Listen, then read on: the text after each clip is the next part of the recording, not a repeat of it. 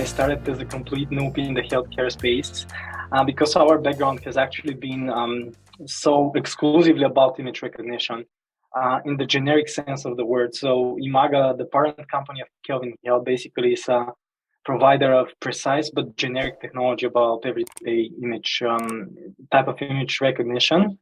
2 years ago, we started Kelvin Health. It started almost by chance. A team of experts asked us, can we analyze thermal images? We didn't even know what a thermal image is.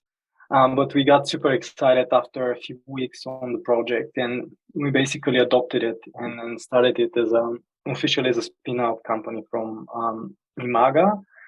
The thing that excites us about healthcare is the huge impact that it has on, in general, society, on the individual.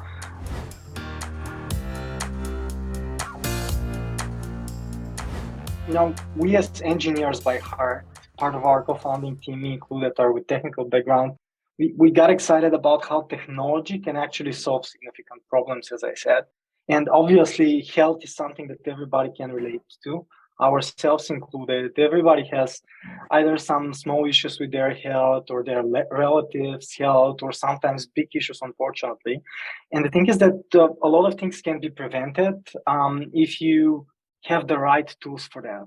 Currently, healthcare is very reactive in huge extent, which means that only once you have a problem, you can take some measures, or somebody can help you take some measures to improve your health back to normal. And there is a kind of interesting thing that actually our body in a way is working against us, because for us to be able to just support our daily activities, even if there are small problem in our body, it wouldn't alert us for that, because otherwise we wouldn't be able to operate on a daily basis with the smallest kind of discomfort.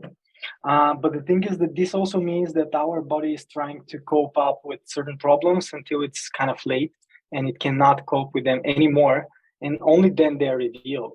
And we believe that technology has huge capacity to solve this, to reveal the problems much earlier before the body is collapsing in a way, or just getting down in terms of condition or shape or whatever, just because the condition is already very, very severe.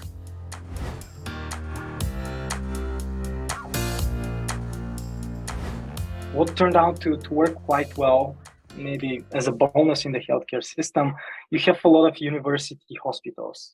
So basically, these are research organizations, besides being healthcare providers. So it's something uniquely positive in a way. I mean, those people, they're interested in doing research, even pro bono. They're looking for interesting technology. They're looking for interesting tooling. They're looking for interesting science.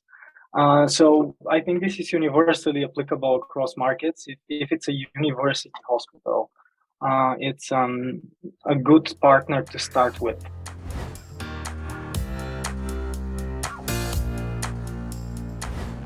I think it's good to think of some public funding opportunities, not necessarily for getting the grant. Maybe in a lot of occasions you wouldn't get the grant. It's a competitive one and it's not something in your direct control.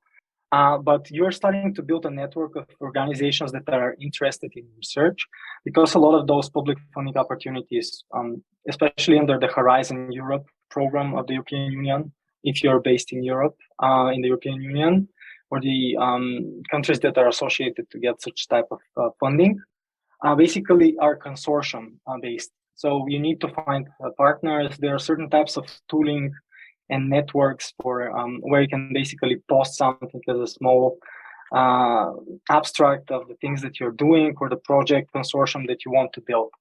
This is basically how we found most of our international partners. And no matter that with some of the projects we were successful in terms of receiving grants, in others not, we built this network and we basically started collaborating with those hospitals with the perspective of, on the lowest end is with the minimum expectations of at least doing some quality research together, because we now know each other. We've worked on the preparation of those projects.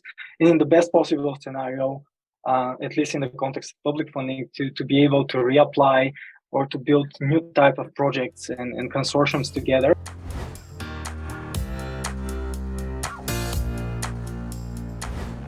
you need to prove that the thing that you're doing is actually working under certain good clinical practices and standards, because you cannot just claim this thing is working. You're liable, or your product may go immediately out of market if you haven't approved it and start market it and sell it and advertise it as something that's actually doing certain type of diagnostics or assisting the diagnostic process even.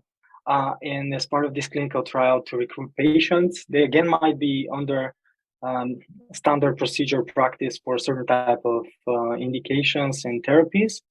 But you need to prove that this population is representative for the market where you want to advertise or market this final product once it's ready. So you do this when you assume that your product from a technical point of view is ready, and you just start recruiting people under specific guidelines, protocols, certification, standards for how do you do things, how do you collect data, how do you examine, how do you develop the software. This all needs to be regulated under certain certifications. And once you have done all this with statistically significant representative set of patients, you basically apply with all these documents and protocols that you've collected along the way, with the informed consent of the patients, of course. You submit those to the so-called regulatory notified bodies in Europe. These are, let's call it, consultancy firms or audit firms that just confirm that what you've done has been abiding to the standards. And eventually there are some back and forth, and once everything has been sorted out, you finally get your regulatory approval, and this means that you are market ready and you can start market the product as it is. So you cannot change it and still make it valid. This is a bit counterintuitive, again, because we've used, as technical people, we've used to continuous betas, to continuous releases, etc. And in medical devices, it's not exactly the case. Even if we talk about software, because maybe I didn't make this clear, but even a software on its own, without any hardware, anything that do analytics, analysis as well, is considered device, medical device. The same is applicable for FDA. So basically, if you want to market something in the US, they just don't have these two layers of regulatory institution and set of notified bodies. You only have one centralized FDA administration, and you do practically the same thing there. Once you've designed the trial and have performed the trial on representative enough set of patients, which in the US also means being quite diverse in terms of ethnicities, you provide your documentation. Eventually, after some back and forth and corrections and redoing of some things, you got the approval.